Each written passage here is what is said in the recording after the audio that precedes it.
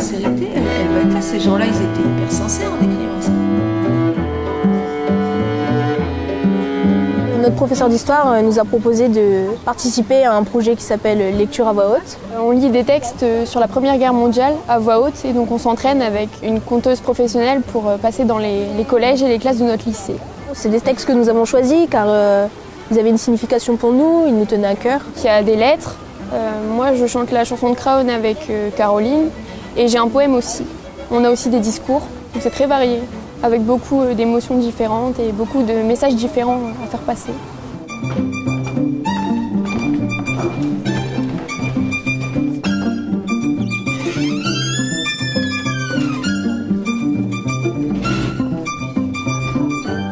Il est bien entendu que ce que je te dis sur cette lettre, je te le confie à toi seul, puisque naturellement tu n'es pas en cause, bien au contraire. J'ai été très heureux de te revoir et que j'ai emporté un excellent souvenir des quelques heures que nous avons passées ensemble. Puissent les hasards de la guerre ne pas me faire infirme pour toujours. Plutôt la mort. C'est maintenant mon seul espoir. J'ai choisi de faire l'atelier pour être plus à l'aise à l'oral et vaincre quand même ma timidité. C'est pour vaincre aussi ma peur d'être devant des gens, parce que j'étais assez timide avant et puis voilà. Ça me permet de m'affirmer. Le but, c'est déjà pour nous d'apprendre à nous approprier des textes, d'apprendre à les vivre pour faire ressortir les émotions et pour que ça touche les personnes qui nous écoutent. Debout donc, femmes françaises, jeunes enfants, filles et fils de la patrie. Remplacez sur le champ du travail ceux qui sont sur les champs de bataille. On ne peut plus se tenir sur nos jambes. J'ai le pied gauche noir comme du charbon et le corps tout violet. Les ouvriers n'ont rien à gagner dans cette guerre. Ils ont tout à perdre, tout ce qui leur est cher. Mais ici, rien que des obus. Des obus, rien que cela.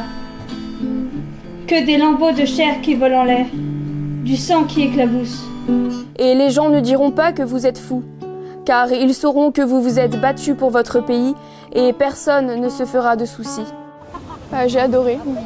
Je me sentais bien pendant les séances avec Madame Petit, j'ai trouvé qu'elle nous accompagnait bien et que vraiment c'était agréable de travailler. Elle nous demandait surtout de nous mettre à la place de la personne qui écrivait le texte. Elle nous disait, mais imagine, t'es la personne qui a écrit cette lettre. Savoir penser, être à la place de la personne qui écrit ou qui lit son discours. Elle donne vraiment à entendre un texte. Et pour arriver à faire cet exercice, il faut vraiment entrer dans le sens du texte. Il faut se poser des questions qui sont propres à l'étude, à la limite d'une explication de texte. On est au plus profond de la littérature.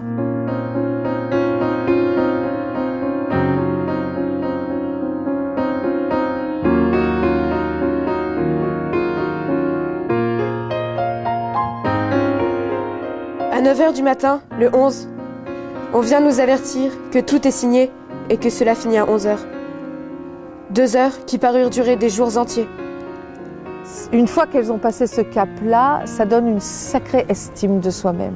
Ça les regonfle pour vraiment, j'allais dire, pour la vie, quoi. Parce que c'est... D'accord, elles sont en première L, elles ont un examen à passer, mais au-delà de ça, elles ont osé. Et pour la plupart, c'est la première fois. J'avais surtout peur du regard des élèves, j'avais peur pas qu'ils se moquent, mais si, c'est ça en fait, qu'ils se moquent, mais au final, on a plus un soulagement quand c'est terminé, puis on est content de l'avoir fait. J'ai vu beaucoup d'élèves étaient aussi émus de les entendre, et puis moi je suis très fière d'eux, parce qu'au départ, c'était pas gagné comme on dit, les élèves étaient plutôt un peu intimidés. Donc aujourd'hui, je crois qu'ils sont contents d'en être arrivés là et moi je suis très fière d'eux aussi. Car c'est pour eux qu'on crève. Mais c'est fini, car les troufions vont tous se mettre en grève. C'est un officier de chasseur à pied qui vient pour nous remplacer. C'est malheureux de voir sur les grands boulevards tous ces gros qui font leur foire. Si pour eux la vie est rose, pour nous c'est pas la même chose. Adieu la vie, adieu l'amour, adieu toutes les femmes. C'est bien fini. C'est vrai que quand les personnes après nous disent que c'était vraiment bien, ça nous apporte une satisfaction personnelle quand même très importante. Je suis un peu fière de moi dans le sens où j'ai l'impression de rendre hommage à des personnes et je pense que c'est important qu'on n'oublie pas ce qu'ils ont fait. Ça m'a permis de prendre confiance en moi par rapport à la lecture, de savoir que j'étais capable de lire un texte devant une classe entière, des personnes que je connais pas du tout. Puis après ça me donne du courage aussi un petit peu. Ce qui a changé, c'est que je suis moins timide aussi, du coup. Je suis fière de ce qu'on a fait.